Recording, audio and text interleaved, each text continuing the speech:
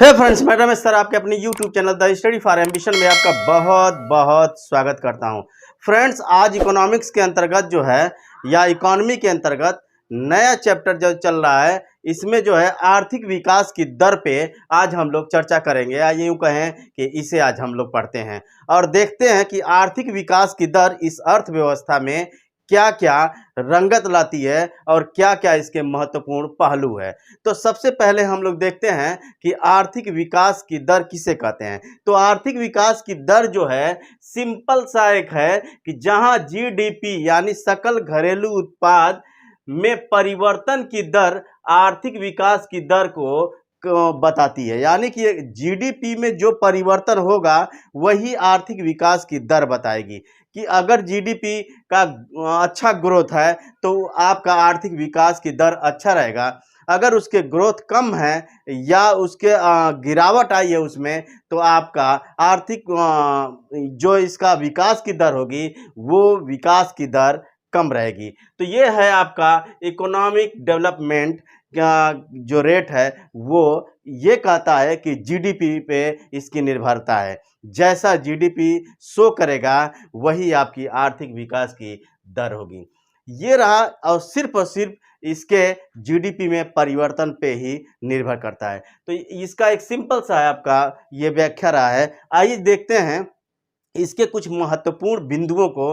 वो कौन कौन से महत्वपूर्ण बिंदु हैं जो आर्थिक विकास की दर में आपका अपना प्रमुख स्थान रखता है। तो सबसे पहले ग्लोबल इकोनॉमिक प्रॉस्पेक्टस की एक रिपोर्ट रही है। अगर इस रिपोर्ट पे भरोसा करें तो हम देखेंगे क्या कि 2020-21 में और इसके पहले और इसके बाद के जो महत्वपूर्ण जो रिपोर्ट्स आई हैं वो क्या क्या रही हैं और भारत के आर्थिक विकास की दर क्या रही है। तो भारत की आर्थिक विकास की दर जो वर्तमान में देखा जाए 21 में रहा है, ये तो 21-22 का रहा है। 20-21 का देखा जाए तो 20-21 में आपका 7.3% था, यानी कि 7.3% 2020-21 में इसका था और 2021-22 में अनुमान लगाया गया है कि ये जो है 8.3% होगा।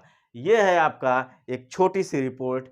एक महत्वपूर्ण रिपोर्ट जो है कि सबसे ज़्यादा किस समय आर्थिक विकास रेट रहा है या आर्थिक विकास की दर रही है, सबसे ज़्यादा कब रही है और उसके दूसरे नंबर पे कौन सी थी, ये जो है जानना जरूरी रहता है, क्योंकि परीक्षाओं में ये पूछ देता है कि अब तक का सबसे महत्वपूर्ण आर्थिक विकास की दर किस सन में हुई थी और द्वितीय स्थान पे कौन था, ये बार बार पूछता है। तो ये हम इस पर चर्चा कर लेते हैं। राजीव गांधी के शासनकाल में जब वो प्रधानमंत्री थे राजीव गांधी, तो वो जो है 1988-89 में ये दूसरे नंबर की अर्थव्यवस्था थी। ये 10.2 थी। 10.2% राजीव गांधी की के शासनकाल में या प्रधानमंत्रित्व के नेतृत्व में ये जो है 10.2% जो है अर्थव्यवस्था की जो दर रही है, मतलब आर्थिक विकास की दर रही है, ये इस समय दूसरे स्थान पे थी। सर्वोच्च स्थान पर अगर देखा जाए तो सर्वोच्च स्थान पर एसएमएस के दौरान, यानी एसएमएस का मतलब कि सरदार मनमोहन सिंह के जो प्रधानमंत्रित्व के नेतृत्व में रहा 2006 और 7 में, इनकी जो आर्थिक विकास की रेट रही है ये इकोनॉमिक प्रॉस्पेक्टस के ही अनुसार, तो ये रही है 10.8। ये उस समय ये 10.8 अब तक की सर्वाधिक जो है ये परसेंटेज रहा है आर्थिक विकास की दर में। यानी सरदार मनमोहन सिंह का ये जो काल रहा है इस समय 2006-7 में, ये आर्थिक विकास की दर आज भी अपना स्थान प्रथम पे बनाए हुए है। तो ये इम्पोर्टेंट है, इसे आप लोग ज़रूर से ज़रूर याद रखिएगा। आगे चलते हैं और देखते हैं कि आर्थिक विकास के जो मापक होते हैं, ये आर्थिक विकास के मापक का क्या क्या होना चाहिए। मतलब अगर मैं ये कहूँ कि जैसे आपके आर्थिक विकास की जो दर में उसके क्या मापक है, कौन से ऐसे पॉइंट्स हैं जो ये बताते हैं कि आर्थिक विकास का ये जो है पैमाना है, ये है रेट आर्थिक विकास का, किन आधार पे निकाला जाता है। तो आइए उस पे हम लोग चर्चा करते हैं। ये बहुत महत्वपूर्ण बिंदु है, इसे अच्छी तरह से आप लोग आत्मसात कीजिएगा। सबसे महत्वपूर्ण बात यह है कि इसके दो भाग हैं। मतलब एक तो परंपरागत मापक है और दूसरा आधुनिक मापक है। यानी परंपरागत मापक और आधुनिक मापक, इन दोनों आधार पर भारत के जो आर्थिक विकास की रेट है या दर है, उसे मापा जाता है। तो सबसे पहले हम लोग देखते हैं परंपरागत जो है मापक क्या क्या है, वो कौन कौन से बिंदु हैं। बहुत इंपॉर्टेंट है, इसे ध्यान से सुनिएगा। सबसे बड़ी बात कि राष्ट्रीय आय या फिर आपकी जो है उत्पादन, इन दोनों में जब वृद्धि शो करे तो ये पहला है जो ये इसका मापक का काम करता है। मतलब इसमें वृद्धि रहेगी तो आर्थिक विकास का जो है ये बताएगा कि आर्थिक विकास का रेट क्या है, मतलब बढ़ा हुआ है या कैसा है। लेकिन जब राष्ट्रीय आय और उत्पादन में वृद्धि दिखाए तो ये एक पॉइंट है कि इसका एक मापक यंत्र है। दूसरा, प्रति व्यक्ति आय में वृद्धि होनी चाहिए। जो प्रति व्यक्ति आय है उसमें जो है वृद्धि होनी चाहिए।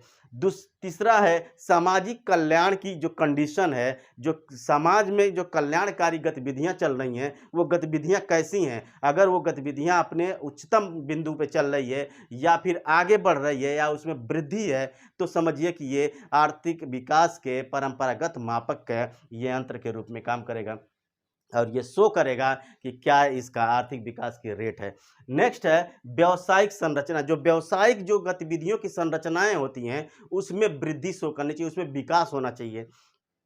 आगे है पूंजी निर्माण के दर। जो पूंजी के निर्माण की जो व्यवस्था होती है उन व्यवस्थाओं में उसका रेट क्या है। अगर उस रेट में वृद्धि शो कर रही है तो ये जो है आपका परंपरागत मापक का एक कार्य करता है। नेक्स्ट है सकल घरेलू के बचत दर में वृद्धि शो करे। जब सकल घरेलू की का जो है कंडीशन उसके, एक सेकेंड, जब सकल घरेलू में के बचत में जब वृद्धि शो करे तो ये जो है आपका ये परंपरागत मापक के यंत्र के रूप में काम करता है। और नेक्स्ट है तकनीकी प्रगति।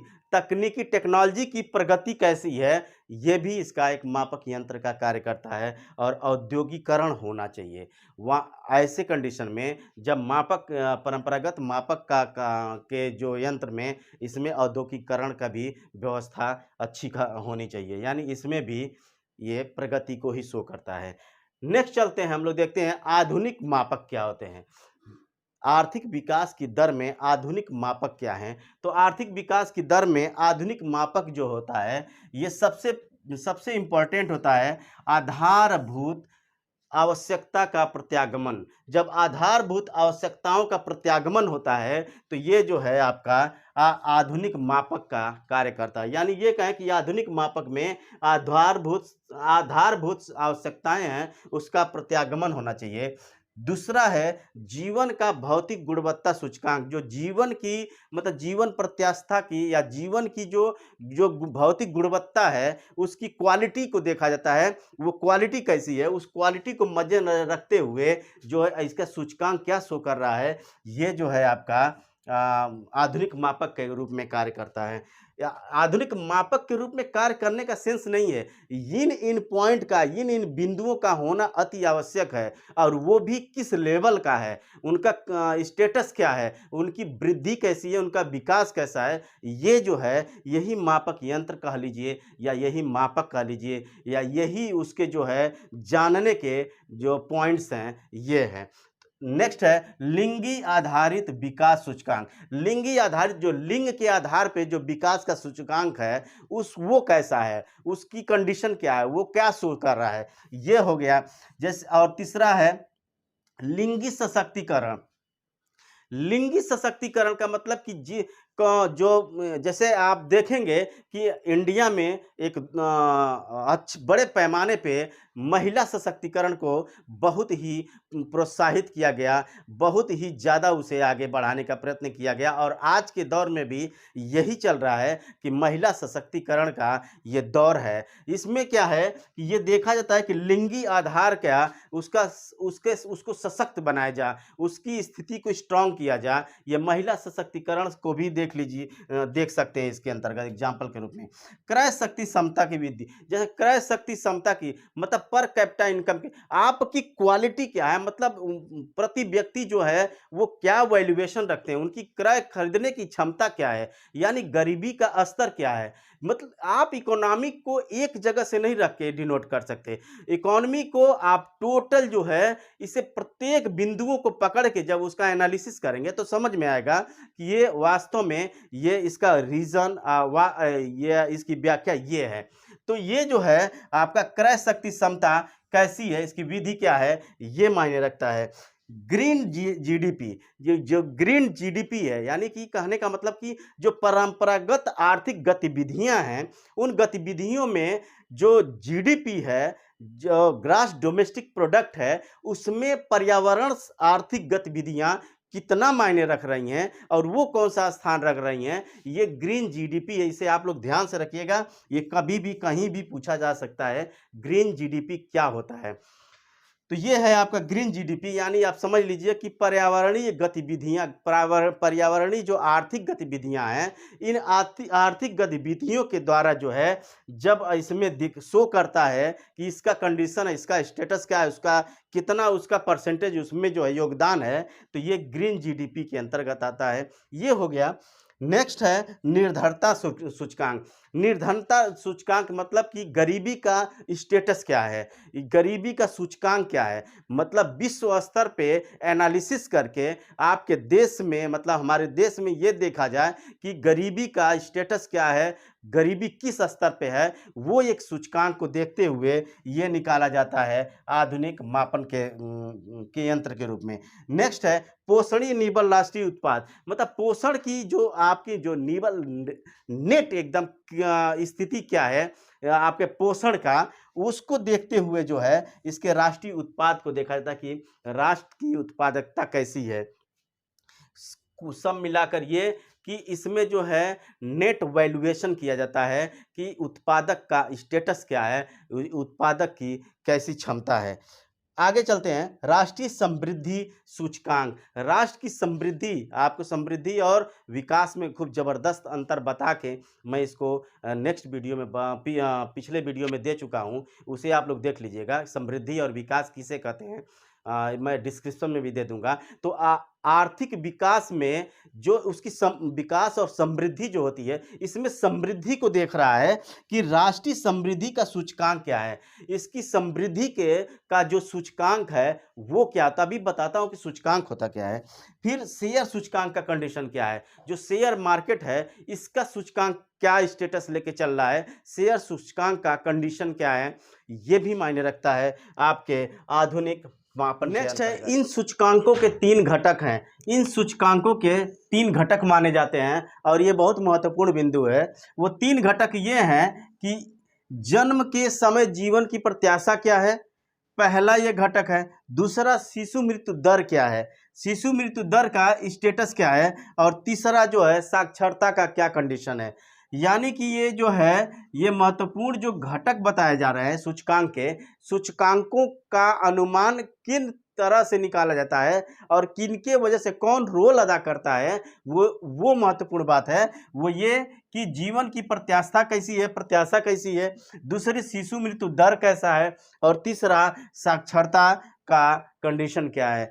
यही है जीवन सूचकांकों के जो घटक हैं, वो 3 महत्वपूर्ण घटक यही ये बताते हैं कि किन किन के द्वारा कैसे कैसे सूचकांक निकाले जाते हैं। यानी सूचकांकों के जो पैमाना है वो 3 पैमाना है और ये महत्वपूर्ण है। वो ये कि जन्म के समय जीवन की प्रत्याशा कैसी है, दूसरा शिशु मृत्यु दर क्या है, और तीसरा साक्षरता क्या है, साक्षरता का कंडीशन क्या है। यही जो है सूचकांक के महत्वपूर्ण घटक है।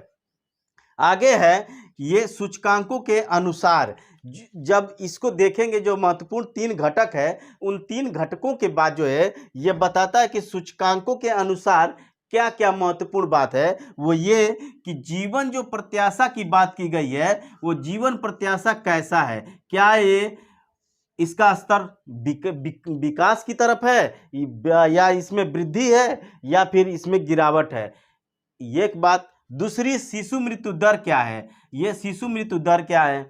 तीसरी, इसमें साक्षरता का स्टेटस क्या है, ये मायने रखता है। यानी ये देखा जाए कि जीवन प्रत्याशा में अगर वृद्धि है तो समझिए कि सूचकांक का स्टेटस अच्छा होगा। दूसरा है साक्षरता का, अगर उसमें पैमाना अच्छा है यानी कि साक्षर की संख्या अधिक है तो समझिए कि ये इसका जो है सूचकांक में अपना अच्छा स्थान रखेगा। तीसरा है शिशु मृत्यु दर में गिरावट होनी चाहिए। शिशु मृत्यु दर में अगर गिरावट है तो समझिए कि ये इस सूचकांक में अपना अच्छा वैल्यूएशन होगा। तो ये रहा है आपका, ये कंडीशन होना चाहिए और ये कंडीशन मायने रखता है कि ये प्रमुख सूचकांकों के जो ये प्रमुख ये पॉइंट्स हैं, ये जीवन प्रत्याशा में वृद्धि होनी चाहिए, साक्षरता में वृद्धि होनी चाहिए, शिशु मृत्यु दर का गिरावट होना चाहिए। अगर ये तीनों इस पैमाने पे हैं तो समझिए कि सूचकांक का लेवल बेहतर होगा, सूचकांक बेहतर शो करेगा। और फाइनली जो है यही जो है विकास का सूचक भी होता है, यानी विकास का सूचक यही तीनों पैमाना के आधार पे होता है। तो ये है आपका आर्थिक विकास की दर। और आर्थिक विकास की दर में जो विश्व बैंक की ग्लोबल इकोनॉमी की जो रिपोर्ट आती है वो उस रिपोर्ट में ये शो करता है कि पिछले वर्ष का क्या रहा है विकास दर और अनुमान क्या लगाया जा रहा है कि अगले वर्ष क्या रहेगा इसकी रेट। और महत्वपूर्ण बात कि अब तक का सर्वाधिक विकास दर क्या रहा है और दूसरे स्थान पे कौन होगा है। ये जो है अगर आप जानते हैं तो इससे प्रश्न निश्चित रूप से बनता है और इससे प्रश्न पूछा जाता है। तो ये आपको जानना जरूरी होता है कि आर्थिक विकास की दर में ये 4 बिंदु हैं, ये चारों मायने रखते हैं और इन चारों बिंदुओं को जानना जरूरी भी होता है।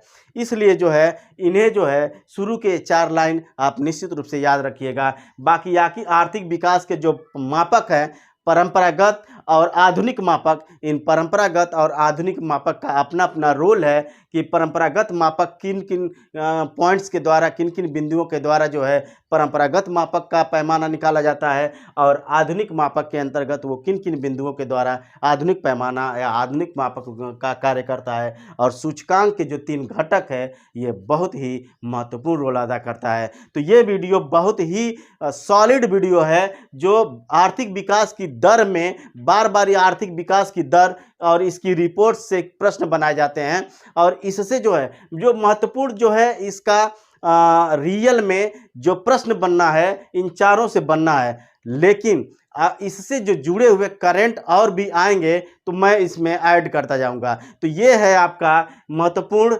आर्थिक विकास की दर का एक वीडियो। बहुत छोटा वीडियो है परंतु ये बहुत ही सॉलिड है। तो इसे जो है आप लोग निश्चित रूप से सुनिए, पढ़िए, याद तो करिए ही, परंतु इसे एक काम जरूर करिएगा, लाइक शेयर सब्सक्राइब करिएगा। मित्रों, लाइक शेयर सब्सक्राइब मेरा आप लोग जो है जिस तन्मयता के साथ होना चाहिए हो नहीं रहा है, इसलिए जो है मैं आप लोगों से ये एक तरह से मैं निवेदन कर रहा हूं कि आप लोग इसमें जो है अपना योगदान दिखाइए ताकि मेरा जो है लाइक शेयर सब्सक्राइब होता रहे और मैं भी जो है थोड़ा प्रोत्साहित होता रहूं। बहुत बहुत धन्यवाद।